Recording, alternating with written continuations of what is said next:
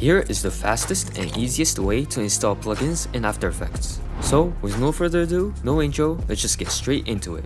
First, search up the After Effects app in the Windows menu and right-click the logo that pops up right here and select Open File Location. This will automatically take you to where your After Effects program is located within your files to save you a ton of time. Next, right-click the shortcut like this and select Open File Location again. Once you're in a section that looks like this, scroll around and try to find a folder called Plugins. Once you've found the Plugins folder, open it by double-clicking it and paste your plugin that you've downloaded from somewhere on the internet to install it into your After Effects. The plugin file that you're copying and pasting into this folder should be a .aex file with an icon that looks like this. This is really important, so make sure you did this step right.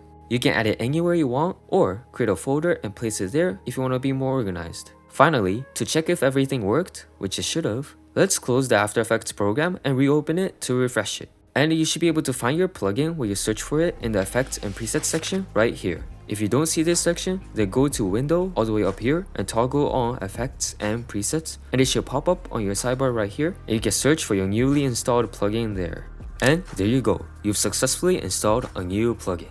If this tutorial helped, make sure you like, subscribe, and drop any questions you have in the comments below, and I'll try to answer them within 24 hours. As a bonus, you can check the link in the description and get access to some awesome free editing assets to help take your edits and projects to the next level. Now, before you go, check out my next tutorial here where I'll show you how to make a stunning 3D text animation like this. Or you can click on this tutorial here to learn how you can make some amazing electric glowing neon logos using a crazy free plugin called Saber in After Effects like this. I know you want to keep leveling up your editing skills, so go ahead and click one of these videos. Your future self will thank you. Trust me, they're worth it.